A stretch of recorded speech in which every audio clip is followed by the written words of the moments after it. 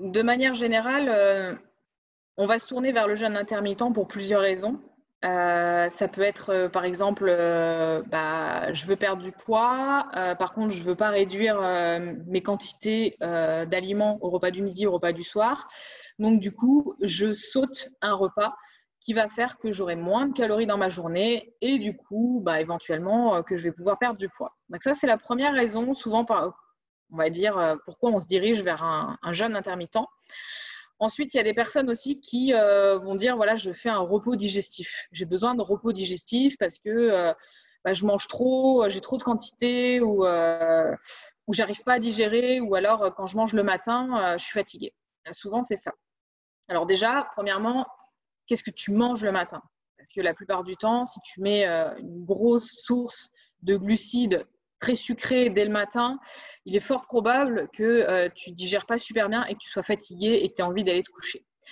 Donc souvent, il y a beaucoup de personnes qui ont des petits déjeuners très sucrés, jus d'orange, croissant, pain au chocolat, tout le bazar, sucre dans le café et tout. Et du coup, qui se retrouvent soit très fatigués et qui ont une fringale à 10 heures et qui ont très très faim. Et du coup, gros pic de glycémie dans un sens et gros pic de glycémie dans l'autre sens. Et là, on a faim et on ne se sent pas très bien et on se sent même limite, on tremble et tout. Et il y a des personnes, du coup, quand ils ne prennent pas le petit déjeuner, ils n'ont pas ce symptôme comme ça d'hyper et d'hypoglycémie. Donc déjà, ils se sentent mieux. Bon, sauf que sur le long terme, un organisme, il n'est pas fait normalement pour dès le matin ne pas manger. Vous avez déjà jeûné toute la nuit. Donc, vous avez déjà épuisé toutes vos réserves. Votre organisme, pendant la nuit, il y a votre cœur qui bat. Il n'est pas en stop. C'est-à-dire, ce n'est pas le start and go que vous avez sur votre voiture. Tout s'arrête. Et puis après, non, la nuit, tout fonctionne. Sauf peut-être, on va dire, vos mouvements. Parce que normalement, quand vous dormez, vous ne bougez pas. Mais vous avez une activité cérébrale puisque vous rêvez. Donc la nuit, ça fonctionne. Vous continuez à respirer, malgré tout. Vous n'êtes pas en apnée toute la nuit. Votre système digestif, il marche aussi un petit peu au début de la nuit, puisque voilà, vous finissez de digérer votre repas. Il y a quand même plein de fonctions. Votre cœur bat, donc il a besoin aussi d'énergie. Voilà. Votre sang pulse dans vos veines. Il y a pas, tout n'est pas complètement à l'arrêt. Et en fait, pendant la nuit, vous avez normalement suffisamment de réserves pour faire fonctionner votre corps. La plupart du temps, si vous avez bien mangé comme il faut dans la journée, vous avez normalement la nuit les quantités nécessaires d'énergie qui sont stockées au niveau du foie, au niveau du glycogène, etc. Et votre corps va libérer en fait une partie de cette énergie qui est stockée pour faire fonctionner votre organisme. Le matin au réveil, on doit recharger les batteries. C'est comme si vous avez utilisé votre voiture et que vous devez remettre de l'essence. Voilà, au final, c'est un petit peu ça. Et dans certains cas d'alimentation trop restrictive où on ne mangeait pas assez, où on avait des calories qui étaient très basses, le corps n'a plus l'énergie pour digérer plein de repas. Et c'est aussi pour ça qu'on peut faire du jeûne intermittent. Voilà, en gros, c'est mon corps, il est habitué à fonctionner à 1200 calories. Par contre, je ne vais pas lui demander trop d'énergie et de faire trop de repas parce que sinon, déjà qu'il n'a que 1200 calories pour fonctionner, et c'est déjà presque limite, on est en dessous du seuil critique là-dessus. Voilà, ça, je pense que je vous en ai déjà assez parlé là-dessus. Mais votre corps, au final, naturellement, il ne vous enverra pas des signaux de faim dès le matin. Il ne va pas vous dire j'ai faim. J'ai faim, ça veut dire qu'il va falloir que je digère. Alors que je digère, ça me demande 200 calories de digérer, mais j'ai déjà pas de calories pour fonctionner. Qu'est-ce qui va se passer? Le corps, il va péter un plomb. Donc forcément, dès le matin, on va pas avoir envie de... Il va pas avoir faim, il va pas générer la sensation de faim.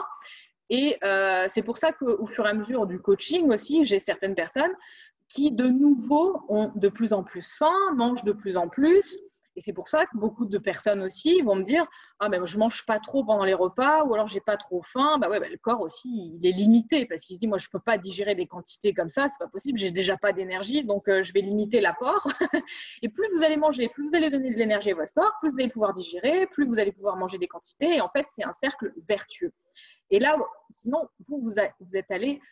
quand vous êtes venu me voir, vous étiez dans l'autre sens. C'est-à-dire que moins vous mangiez, moins vous avez envie de manger, et plus vous êtes fatigué, et puis là, il n'y a plus personne. Donc, votre système digestif, et puis là, c'est la constipation, c'est tout le bazar, parce que forcément, il n'y a plus rien qui fonctionne. Tout est au ralenti, le métabolisme descend. Donc, voilà.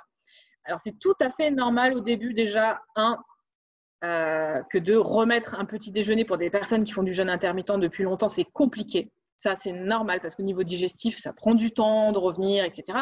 Il y a aussi le système enzymatique, c'est-à-dire que votre corps, il est habitué, à chaque fois que vous allez faire un repas, il se dit « Ah oui, c'est vrai, il est midi, je vais produire des enzymes pour digérer le repas qui va arriver dans pas très longtemps. » Parce que c'est quand même un organisme intelligent et quand vous avez des plages horaires, il a l'habitude de générer des enzymes pour digérer vos repas. Si pendant des années, vous avez fait du jeûne intermittent, du jour au lendemain, vous mettez un petit déjeuner, c'est sûr que lui va se dire « Attends, qu'est-ce qui se passe ? On me donne à manger, moi, je n'ai pas l'habitude. Là, je suis un peu pris de court. » Et ça va lui demander un certain temps. De la même manière qu'à partir du moment où vous décidez de faire un jeûne intermittent, alors que vous mangiez tous les matins, il va mettre du temps à enlever les signaux de satiété, de faim. Vous allez avoir faim le matin avant de commencer vraiment à entamer un jeûne intermittent où vous allez vous lever et vous n'allez plus avoir faim. Donc là, le matin, si vous aviez l'habitude de prendre un petit déjeuner du jour au lendemain où vous faites le jeûne intermittent, il ne va pas comprendre, vous allez avoir faim, ça va être dur en fait de résister à la faim toute la matinée. Et après, au fur et à mesure, le corps au final va s'habituer, ne va plus sécréter les enzymes et là, il va s'habituer au jeûne intermittent.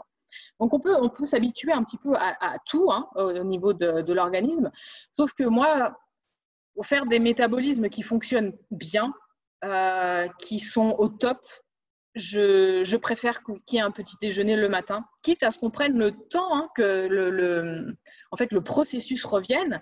Et pour la personne en question, du coup, Lucas, c'est un petit peu ça, c'est OK, je refais fonctionner la machine, j'ai plus d'énergie pour digérer et du coup, je vais pouvoir remettre un petit déjeuner tranquillement le matin. Un petit peu comme Aurélia, qui est partie très très basse en calories.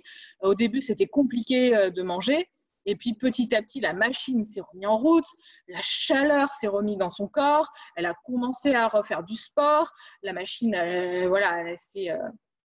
et le métabolisme a commencé aussi à reprendre, on va dire, l'équilibre. Et petit à petit, elle est passée à 2500 calories. Mais c'est sûr que si je l'avais fait passer de 1500 à 2500 du jour au lendemain, il a fallu quand même quelques mois, tu vois, pour y arriver. Donc, ça prend du temps. Donc là, du jour au lendemain, te dire, tu faisais pas de petit déjeuner et là, tu fais un petit déjeuner, soit ça passe, soit ça casse. Voilà. Si tu vois vraiment que ça passe pas, si tu es trop fatigué, que dès que tu fais un petit déjeuner, tu t'endors derrière, que la digestion des glucides dès le matin, ça demande une énergie colossale parce que digérer des glucides, ça demande quand même une bonne énergie. Et c'est là aussi où vous voyez que vous avez un métabolisme fort. Plus vous allez mettre des glucides dans votre assiette, plus vous allez bien digérer, vous n'allez pas dormir après votre repas et plus vous pouvez vous dire que votre métabolisme, il a bien augmenté. Voilà, c'est sûr que du jour au lendemain, passer de 50 grammes de riz ou de pommes de terre à, comme Aurélia, 400 grammes de pommes de terre dans un repas, là, vous allez vous endormir direct. Ça va être très compliqué. Donc, passer petit à petit, voilà, pour réhabituer le corps, réhabituer un petit peu le métabolisme à augmenter, à la digestion des amidons. Et après, ça va aller.